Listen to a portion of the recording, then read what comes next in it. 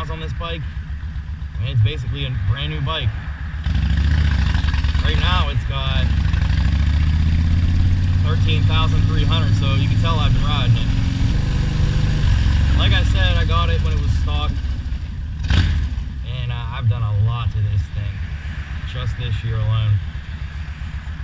I've actually put almost $2,000 into this bike, and we'll go over it in a little bit here, and I'll show you all the mods I've done.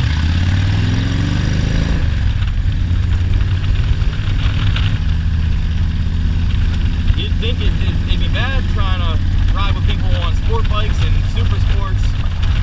The guys that I ride with, they don't do 180 mile an hour everywhere they go. They like to enjoy their ride and have fun on twisties, as do I. I drag peg everywhere on this fucking thing.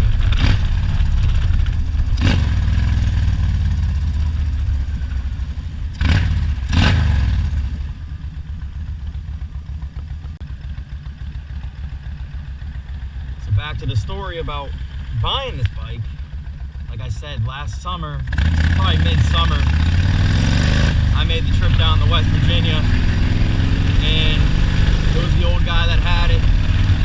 It was in perfect condition. There was barely any scratches, nothing wrong with this bike, other than a flat tire when I got there. But we fixed that, and I rode it, and everything worked, so I bought it. So yeah.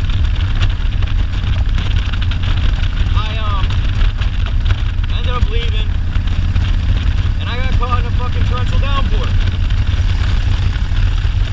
I pulled over and I waited it out. Decided to stay at a hotel for the night. I was gonna leave in the morning. Well, the kids didn't let that happen, so we left at noon or midnight. And let's just say it took me almost 7 hours to get home. I didn't get home until the sun was up, and it was supposed to be a 4-hour ride.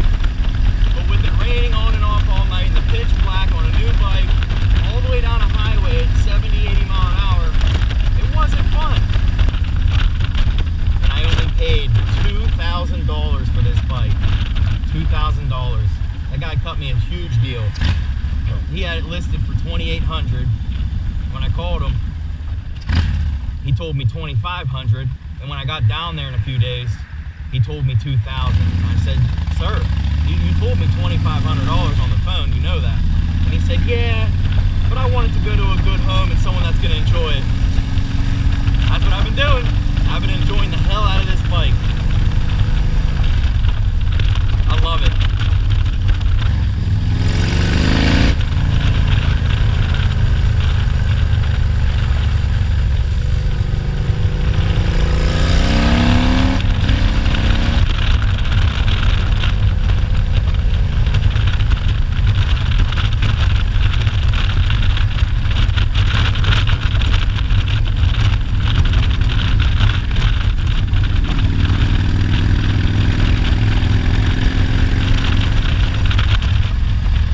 Basically, I've done the big three that you can do on a motorcycle. I ended up ordering the Power Commander 5 when I ordered the Vance and Hines Big Shots. And the Big Bear and the Air Kit came a couple days after. So I installed all three, no issues. And the bike feels like a whole new bike after that. Unfortunately, after installing all three of those though, I started getting some clutch slippage. I ended up ordering the, I believe it was called Barnett, yeah, the Barnett's clutch kit for this bike. And what it is, it just comes with the regular plates, and then it comes with the carbon fiber plates and an upgraded spring. Now when I pulled everything apart, it seemed like the clutch plates weren't too bad. It was the other plates that were burnt to hell, and the spring was basically a spring no more. So I threw everything back together, and the clutch is a lot heavier now. This clutch it's pretty fucking heavy compared to what it was. Like I said, this